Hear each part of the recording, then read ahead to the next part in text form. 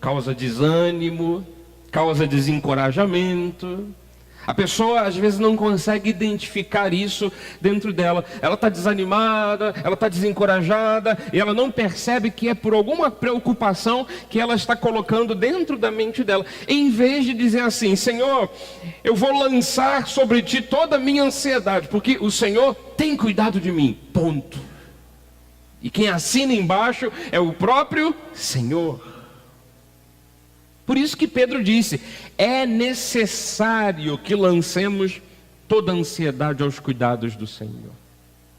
Então que Deus cuide de nós, que Deus cuide da tua alma, do teu coração, nesses próximos 15 dias que vamos tratar desses assuntos, 15 a 20 dias, que Deus faça a sua alma se ajustar a essas questões. Eu não vou aqui lhe garantir que você, a partir de hoje, nunca mais vai ter um pingo de ansiedade. Mas eu quero lhe dizer que quando você sentir, nem que seja um pingo de ansiedade, aí sim eu posso lhe garantir que se você lançar essa ansiedade que vier para o teu coração, para a tua mente, para a tua alma, se você lançar isso nas mãos de Deus, Deus trará uma solução. Isso eu lhe garanto com a instrução da Bíblia Sagrada. Quero também dizer essa noite que algumas preocupações, que pode ser que alguém nos ouvindo pela internet, ou quem sabe aqui dentro mesmo, diga assim: eu não devo viver preocupado, né? Então agora, vou afrouxar tudo, não vou mais botar o despertador de manhã, eu vou ver se eu desperto naturalmente. Eu quero abrir um parênteses para dizer assim: existem preocupações positivas. Por exemplo, se você é uma pessoa que dorme da noite para o dia e vira uma pedra, sabe como é que é a pedra? Você sacode ela, você cutuca ela, você grita na pedra, a pedra ela não se move, ela continua pedra. Se você dorme igual uma pedra, você tem que ter a preocupação de dizer: eu vou colocar um relógio, em algumas ocasiões 2 relógios. Eu tenho um relógio despertador no meu quarto, que a gente dorme, eu e a Bispa Érica, e tenho um relógio despertador no escritório que eu tenho em casa. Então eu coloco um no horário que eu tenho que levantar e coloco o outro 10 minutos depois. Por quê? Porque tem situações que você acorda sonâmbulo e você acorda 5h30 da manhã, no domingo, por exemplo. Eu boto 5h30 para despertar, para me arrumar, para vir para a igreja. Aí, sabe quando você tem que acordar 5h30 e você olha o relógio despertando, teu olho está embaçado, e você diz: por que ele está despertando desse jeito? Pé, pé, pé. E você bate a mão em cima e puf, e no modo sonâmbulo, você volta para a cama e esquece de tudo. Então tem que ter o segundo despertador lá longe. Quando ele desperta, eu tenho que sair pela porta, aí dá tempo de acordar. Essa é a minha técnica, né? Então é claro que eu me preocupo. Na noite anterior eu tenho horário, eu tenho responsabilidade. Então, veja bem, estou abrindo parênteses para dizer que existem preocupações positivas. Há certos tipos de preocupações que cabem perfeitamente no senso de responsabilidade. Por exemplo, o Lucas 14:28, Jesus dá aqui ele tem uma fala, até criticando situações em que as pessoas não medem o que vão fazer, não programam, não tem uma visão da vida. Lucas 14:28 diz assim: qual de vós, pretendendo construir uma torre, não se assenta primeiro para calcular a despesa e verificar se tem os meios para concluir? Aí a crítica dele vai que depois você faz tudo pela metade, passa alguém e diz assim: esse cara não construiu tudo, você vira chacota. Mas veja bem, ele falou: qual de vós, como sendo algo natural. Se a gente tem um projeto, a gente senta, a gente calcula, dá para fazer, não dá para fazer, quanto de recurso eu preciso, quem eu preciso, que departamento que eu preciso ir, como fazer, como começar, como fazer o meio, como terminar. Então, a gente tem nisso o quê? Uma preocupação. Isso aqui não pode consumir a nossa vida, é uma preocupação positiva. Imagine não calcular nada do que vai fazer. 2 Coríntios 8, 21. Olha, um outro tipo de preocupação. Aqui, ó, positiva. Pois o que nos preocupa, disse o apóstolo Paulo, é procedermos honestamente, não só perante o Senhor, como também diante dos homens. Paulo estava dizendo, eu quero ser sempre exemplo diante de vocês, irmãos coríntios. Eu quero ser sempre exemplo. E eu não posso ser exemplo só diante de vocês. Eu me esforço, eu me dedico, eu me preocupo em proceder honestamente diante do Senhor. Então, são preocupações que caem no que eu chamo aqui de senso de responsabilidade. Agora, preocupações negativas são essas que consomem o homem por dentro, consomem a alma por dentro, e a pessoa, às vezes, diante desse sentimento, se deixa levar. A preocupação negativa, ela prejudica a vida, ela prejudica a carreira da existência humana. O grande problema é que todo tipo de preocupação e ansiedade, até mesmo as positivas, mas veja bem, se você faz o que é certo, você fica muito mais tranquilo. O grande problema é que todo tipo de preocupação, todo tipo de ansiedade, quando duram muito tempo, ou dura muito tempo, né? Essa preocupação, essa ansiedade faz com que o ser humano entre num estado de estresse. O cara dorme e acorda, vai para lá e vai para cá, debaixo de uma pressão, debaixo de um estresse. O estresse é o que causa um monte de deficiência no nosso sistema imunológico. Você, quando está com a cabeça a mil, teu corpo padece, queira você ou não. Muita gente fala de fazer uma higiene mental, né? E o que é? É você ir para longe, ir para a natureza, ir para a praia, ir passear. Por que existe férias num calendário de um trabalhador? Para ele não tirar as férias e pegar em dinheiro, né? Não. Por que existe férias? Para ele, de fato, aliviar a mente e o pensamento do peso de trabalhar direto. Então, quando alguém não faz os cálculos, eu estou fazendo a referência ao Lucas 14, né? Quando alguém não se preocupa, quando alguém não faz os projetos, quando alguém não cria as estratégias de vida, ou então, fazendo a referência a esse último versículo aí, quando alguém não se preocupa em proceder honestamente. Não, vou vivendo a vida e, sabe, quem quiser que me siga. Não, se você for um mau exemplo, você vai corromper pessoas e ainda vai deixar um legado negativo. Então, quando a pessoa não se projeta, não calcula nada, não cria estratégias de vida, essa pessoa acaba se estressando. Sabe por quê? Parece que é o contrário. Que quem é cabeça fresca, cuca fresca, que não se preocupa com nada, vai viver uma bela vida. Não, na verdade, a pessoa que não calcula, que não projeta, que não cria uma visão, que não sabe para onde está indo, é essa pessoa que atrai os grandes problemas. Por quê, bispo? Como assim? Vamos para uma questão prática. Se a pessoa faz dívidas que não poderão ser pagas, tá? Ela é cuca fresca? Parece. Mas ela está criando um problema para si.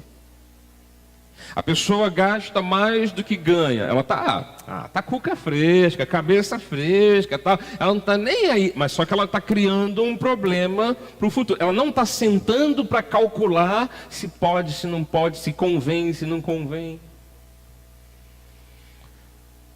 E aí o Provérbios 31, 25 fala da mulher virtuosa. A mulher virtuosa e homens virtuosos não são assim, não. Olha o que diz esse provérbio 31, 25. A força e a dignidade são os seus vestidos. Esse provérbio aqui não é um dos provérbios que não foi composto por Salomão, né? Se eu não me engano, são palavras do rei Lemuel, é isso? Alguém me corrige? Palavras, né, do rei Lemuel, e ele fala desse trecho aí tão famoso, né? Mulher virtuosa. E aí diz assim: a força e a dignidade são os seus vestidos. Quanto ao dia de amanhã, não tem preocupações. Mas você pega o contexto, aí diz: a mulher que cuida da casa, cuida do marido, cuida dos filhos, faz tudo, poupa, economiza, tá, paga o que pode pagar. Então a pessoa se programa. Esse tipo de pessoa não tem preocupações quanto ao amanhã, porque ela faz o que é certo. Agora vamos nós aqui, mulheres ou homens, usarmos todos os cartões de crédito, passarmos um monte de cheque, porque Deus proverá. Nós não estamos calculando o futuro, isso vai criar um estresse, e quando teu nome depois vai lá para o SPC, você fica a ponto de morrer. Sabe o quanto, assim, ó, muita gente, o quanto de gente que se mata porque está endividado? Porque veja bem, a pessoa não consegue calcular o valor da vida. E a pessoa se mata porque criou dívidas. Então, outra questão prática, tá? De preocupações negativas, mas que geralmente somos nós mesmos que começamos, que plantamos, que damos o pontapé inicial. Ficar por fiador de alguém, em dois casos aqui. Ficar por fiador de alguém que ninguém confia. Não, fulano sabe, é uma furada. Não, mas ele me pediu para ser fiador. Eu vou ganhar aí um cascalho, sei lá. Eu quero amizade com ele. Fulano é trambiqueiro, mas tem nome. Ficar por fiador de alguém que ninguém deveria confiar é criar problema para si mesmo. É acumular o estresse. Ou o outro caso, que aí, é claro, você pode ficar por fiador de alguém, e vamos supor que no meio do caminho a pessoa não conseguiu pagar o que tinha que pagar. Você assinou embaixo. Não é nada tão perverso e maligno, porque você quis ser um fiador, mas você adquire um estresse, você chama para si um estresse.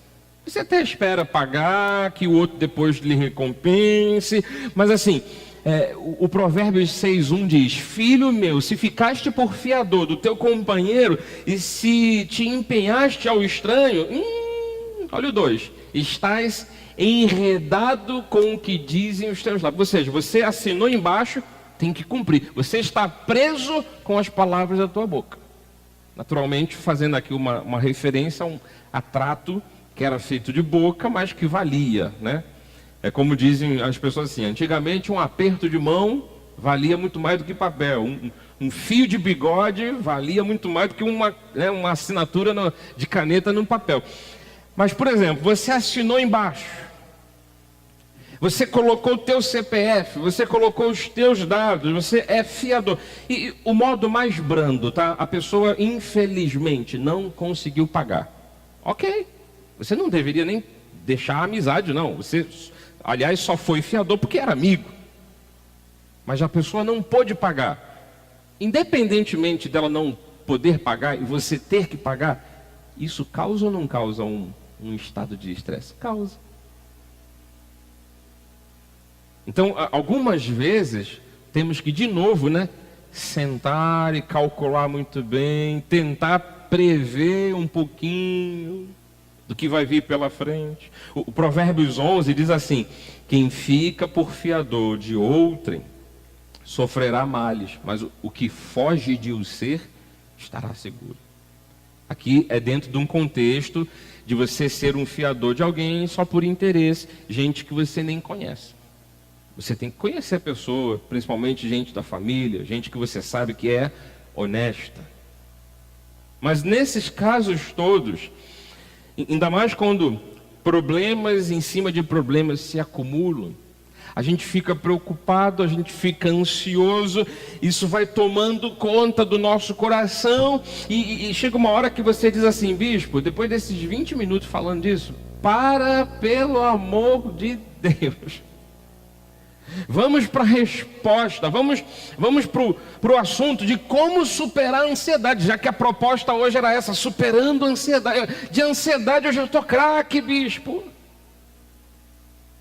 Então, como superar a ansiedade? A recomendação bíblica é esta aqui, ó, Filipenses 4:6. Não andeis ansiosos de coisa alguma. Quando eu te falei antes que às vezes coisas pequenas nos deixam estressados, ansiosos, é isso. Não fique ansioso por coisa alguma. Em tudo, porém. Aí vem o segredo, vem a chave, vem a senha, né? Em tudo, porém, sejam conhecidas diante de Deus as vossas petições, pela oração, pela súplica, nunca nervosinho com Deus, é sempre com ações de graça. Na verdade, quem está precisando é você, né? Então você não pode chegar diante de Deus e falar: "Oh, Senhor, cadê a minha resposta? Porque eu estou muito ansioso." Não, chega devagar, amigo, com coração grato. Mas nunca deixe de dizer a Deus, não que Deus não saiba. Mas veja bem, o teu relacionamento com o teu marido, tua esposa, teus filhos, não é um relacionamento de aproximação, de conversa, e quanto mais diálogo melhor, quanto mais olhos nos olhos, né, você sente que flui muito mais amor. A mesma coisa acontece com Deus. Então Deus tem todas as ferramentas e armas e respostas para lhe oferecer suprimento? Tem, mas Deus quer intimidade. Olhos nos olhos, Deus quer estar com você, de mãos dadas. Então, Paulo diz: faça na tua oração para Deus referência àquilo que está te angustiando, te deixando ansioso. No momento de súplica, no momento do aperto, faça isso conhecido para Deus, fala para Deus. Então, a recomendação bíblica é: não andeis ansiosos de coisa alguma. Quer se livrar dessa ansiedade? Quer superar a ansiedade? Em tudo, porém, sejam conhecidas diante de Deus aquilo que você necessita. Pela petição, pela oração, pela súplica, com ações de graças. E para não vivermos ansiosos, nós precisamos então buscar o reino de Deus. Não só em primeiro lugar, mas buscar o reino de Deus como a resposta para que o medo aqui dentro, a fobia, a ansiedade, o nervosismo, a preocupação, dê lugar a um outro sentimento, um sentimento de leveza, de paz. Para eu não viver ansioso, eu preciso buscar em Deus o caminho, a orientação, a luz. Interessante que quando Jesus chamou os seus discípulos para irem, né, por todos os países e redondezas, e pregando o evangelho do reino, falando de que o reino de Deus já tinha chegado, que algo iria acontecer de novidade. Quando ele chamou esses homens, você se recorda, a história de Cristo é com 12 discípulos, não eram crianças. Alguns eram chefes de família, tinham seus trabalhos. E aí você chama indivíduos e diz assim: olha, nós vamos percorrer várias cidades, vamos anunciar o reino. A gente não vai ter uma peça de roupa só, uma mochilinha, a gente não vai ter onde dormir direito, a gente vai ter que fugir de algumas cidades que não vão querer a gente vai ter um monte de desafios, vocês não vão ter tempo nem de produzir alguma coisa. Vocês topam ou não topam? Justamente num momento como esse, que seria comum a todos nós aqui, bate aquela ansiedade de pensar assim: ué, mas como é que eu vou sustentar a minha família que vai ficar aqui e eu vou ter que ir para longe? Calma aí, mesmo que eu pudesse enviar dinheiro, se eu não vou ter tempo, esse Jesus está me chamando para eu evangelizar com ele, e eu não vou ter tempo de produzir alguma coisa, quem é que vai me suprir? Quem é que vai pagar o meu seguro, o meu programa médico de saúde? Quem é que vai o quê? Quem é que vai isso? Como é que vai ser? Esse um monte de questionamento vira uma grande ansiedade no coração. Os discípulos passaram por isso. Quem iria alimentar? Eles ainda não tinham ideia do potencial de Cristo, de pegar de uma pequena mochila de um garoto, por exemplo, quando tinha lá milhares de pessoas ouvindo a voz dele, de pegar de uma pequena mochila 5 pães, 2 peixes, e simplesmente, na hora de repartir, ir multiplicando, no final ainda sobra 12 cestos cheios. Eles ainda, naquele momento que recebem o chamado para seguir o mestre, eles não tinham ideia de que Jesus podia mover céus e terra em favor deles, os privilegiados discípulos que estavam indo atrás do mestre. Nós, hoje, de alguma forma, não integralmente, você sai para o teu trabalho, para a tua faculdade, vai para a tua casa e tal, mas de alguma forma nós somos estes mesmos discípulos, e quando temos as nossas necessidades, nós pensamos, quem poderá nos defender? Não, esse é do Chapolin Colorado. Quem poderá nos ajudar? A mesma ansiedade aflige aqui o coração. Mas vamos ver o caso dos discípulos. Mateus 6, 27. Eles já estavam ansiosos, tá? Detalhe. Eles eram iguaizinhos a nós, os discípulos de Cristo. Qual de vós, por ansioso que esteja, pode acrescentar um côvado ao curso da vida? Isso aqui tem a ver, literalmente fala de esticar ossos. Quem é que pode dar crescimento para alguém de uma hora para outra?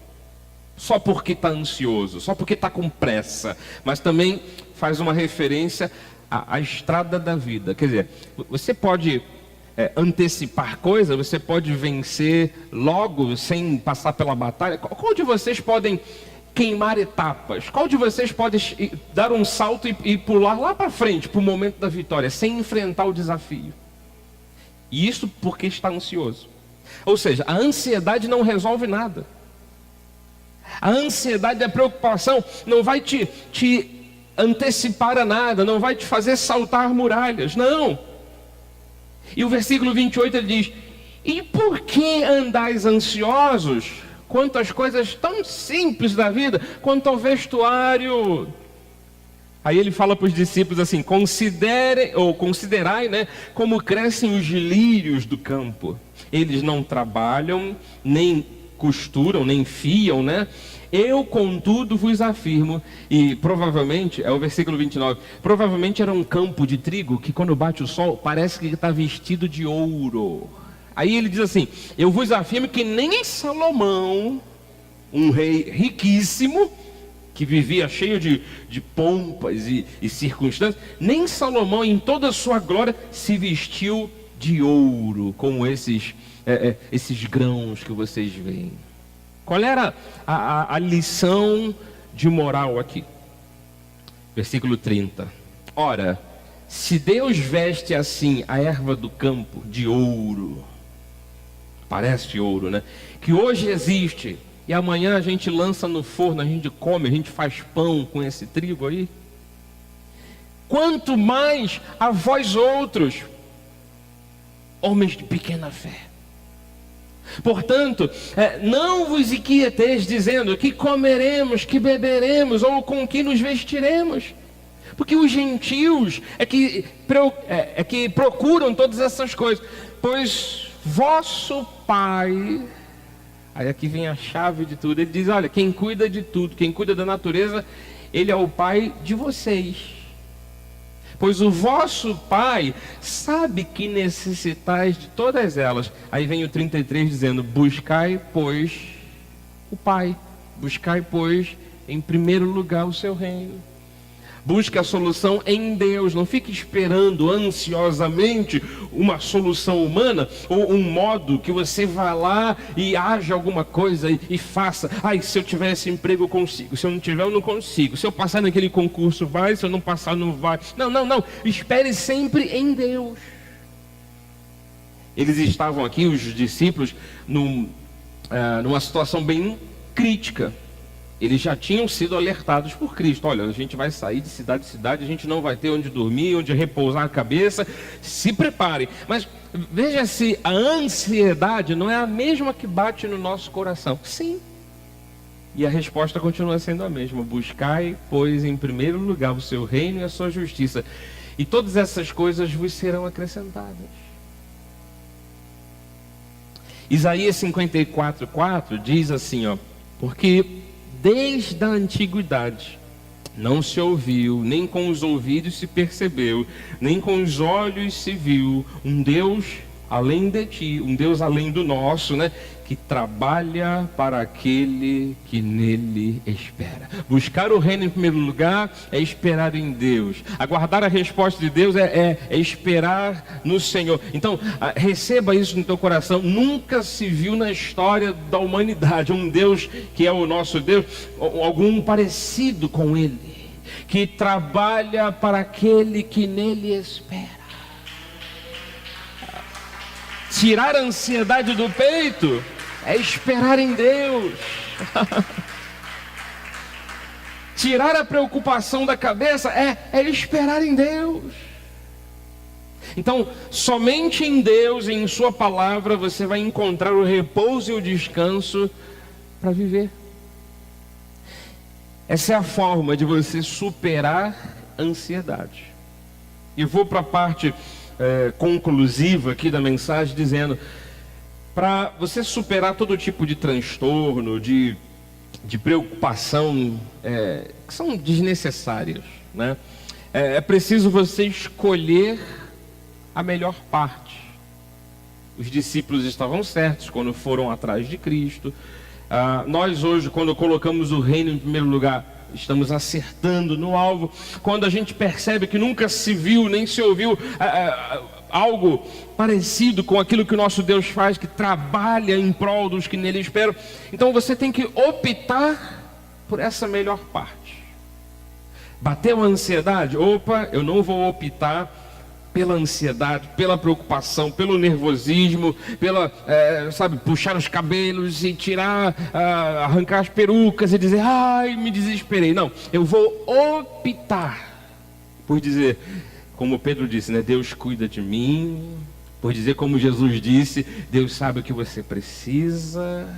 Por dizer como Paulo disse, né? Olha, Deus está no controle. Por dizer como Isaías disse, Deus, Ele trabalha em prol da minha vida.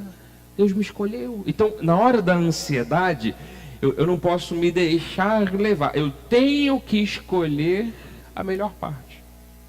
E existe um texto bíblico, os irmãos devem conhecer, que conta, né, a história das irmãs de Lázaro. Era uma família toda amiga de Jesus.